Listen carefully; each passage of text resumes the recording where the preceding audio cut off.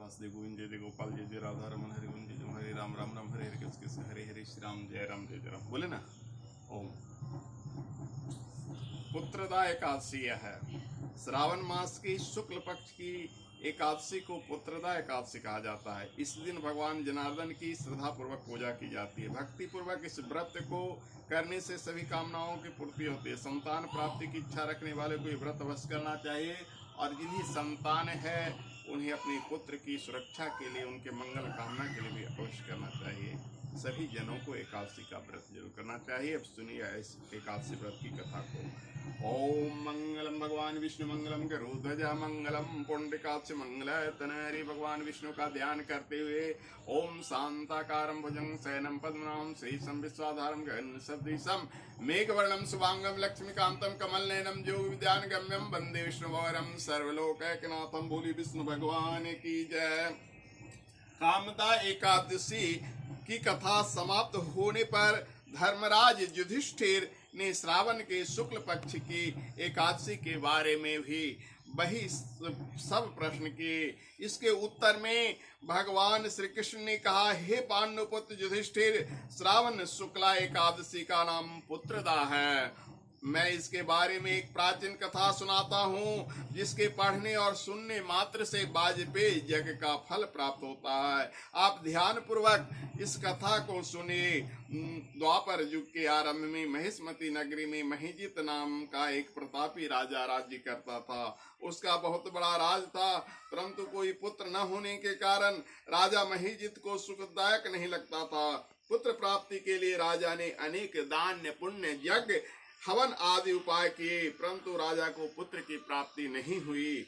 वृद्धावस्था आती हुई देखकर राजा अपनी प्रजा के प्रतिनिधियों और विद्वान ब्राह्मणों को बुलाकर कहने लगा, हे प्रजाजनों, मैंने इस जन्म में तो कोई पाप नहीं किया। मेरे खजाने में अन्याय से उपार्जन किया हुआ धन नहीं है और न ही मैंने कभी देव मंदिरों, सदगृहस्थों अथवा ब्राह्मणों का धन छीना है। किसी दूसरे की धरोहर भी मैंने कभी नहीं ली और न ही प्रजा पर अन्याय पूर्ण कोई कर लगाया है। मैं प्रजा का पुत्र के समान पालन करता हूँ तथा ब्राह्मणों और सन्यासियों को भरपूर दान देता हूँ। यद्यपि न्याय की रक्षा के लिए मैं अपराधियों को दंड देता हूँ, परंतु कभी किसी से घृणा नहीं की। सबको समान माना है। सज्जनों की सदा पूजा करता रहता हूँ। इस प्रकार धर्मयुक्त राज करते हुए भी मैं कोई पुत्र प्राप्त नहीं कर पाया। मेरे कोई पुत्र नहीं है। इस कारण मैं अत्यंत दुख पा रहा हूँ। इसका क्या कारण है? राजा महिजीत को इस समस्या के निवारण हेतु प्रजा के प्रतिनिधि तथा मंत्रीगण वन में जाकर बड़े बड़े ऋषियों और मुनियों के दर्शन करते हुए किसी विद्वान तपस्वी की तलाश में लग गए। एक आश्रम में उन्होंने एक अत्यंत वयोवृद्ध धर्म के ज्ञाता बड़े तपस्वी, परमात्मा में मन लगाए हुए निराहार, जितेंद्रिय, जितात्मा, जित क्रोध, सनातन धर्म के गुण तत्व को जानने वाले समस्त शास्त्रों के ज्ञाता महात्मा लोमस मुनि को देखा। एक कल्प के व्यतीत होने पर एक रोम गिरता था। लोमस ऋषि का इतनी अधिक थी इनकी आयु। सबने जाकर लोमस ऋषि को प्रणाम किया और उनके सामने बैठ गए। उन्हें देखकर ऋषि ने पूछा कि आप लोग किस कारण में आए हैं? आप मुझे अपनी समस्या बताइए। निसंदेह मैं आप लोगों का हित करूंगा। लोमस ऋषि के ऐसे वचन सुनकर सब लोग बोले, हे महर्षि, यद्यपि हमारी बात जानने में ब्रह्मा से भी अधिक समर्थ हैं, मगर फिर भी हम अपनी व्यथा कहते हैं। महिष्मती पुरी का धर्मात्मा राजा महिजीत प्रजा का पुत्र के समान पालन करता है, परंतु फिर भी वह पुत्रहीन है। हम लोग उसकी प्रजा हैं। अपने राजा के दुख से हम भी दुखी हैं।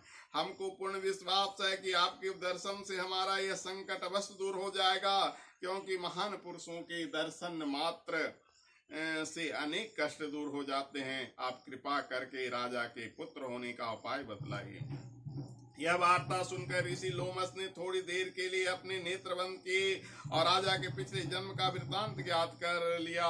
लोमस ऋषि ने अस्नेहा सिक्त वाणी में कहा, हे महानुभावों, आपका राजा पूर्व जन्म में एक निर्धन वैश्य था। निर्धन होने के कारण इसने अनेक बुरे कर्म किए।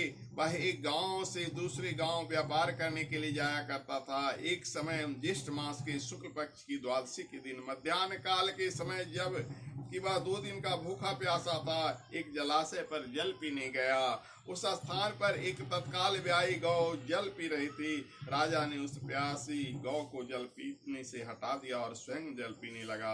इसी पाप के कारण राजा को निपुत्री होने का दुख सहना पड़ा। एकादशी के दिन भूखा रहने से वह राजा बना है और प्यासी गौ को जल पीने से हटाने कारण पुत्रहीनता का दुख भोगना पड़ा। सब लोगों ने कहा, हे मुनिश्रेष्ठ, राजा के इस पाप के निवारण का कोई उपाय तो होगा ही, अतः राजा का यह पाप नष्ट हो, ऐसा आप कोई उपाय बताने की कृपा करें। लोमस मुनि ने उत्तर दिया, श्रावण मास के शुक्ल पक्ष की एकादशी को पवित्रता एकादशी का व्रत और रात्रि जागरण करे तो पूर्व जन्म का यह पाप नष्ट होकर राजा को अवश्य पुत्र की प्राप्ति होगी। लोमस ऋषि से उपाय जानने के बाद सभी व्यक्ति नगर को वापस लौट आए। जब श्रावण शुक्ला एकादशी आई तो सबने मिलकर ऋषि की आज्ञा अनुसार राजा सहित पुत्रदा एकादशी का व्रत और जागरण किया। इसके पश्चात द्वादशी के दिन इसके पुण्य का फल राजा को दिया। उस पुण्य के प्रभाव से रानी ने गर्भ धारण किया और प्रसव काल समाप्त होने पर उसके एक तेजस्वी पुत्र उत्पन्न हुआ। अंत में भगवान श्री कृष्ण ने कहा, हे राजन, इस श्रावण शुक्ला एकादशी का नाम पुत्रदा एकादशी है, अतः संतान के सुख की इच्छा रखने वाले इस व्रत को वश करें। इसके महात्म को सुनने से मनुष्य सब पापों से मुक्त हो जाता है और इस लोक में संतान सुख भोग कर परलोक में स्वर्ग को प्राप्त होता है। ओम सशंख चक्रम सकीट कुंडलम सपीत वस्त्रम सरसीर्वेचनम सहार वक्षस्थल कौस्तुभम नमामि विष्णु से शांति बोले विष्णु भगवान की जय। ओम।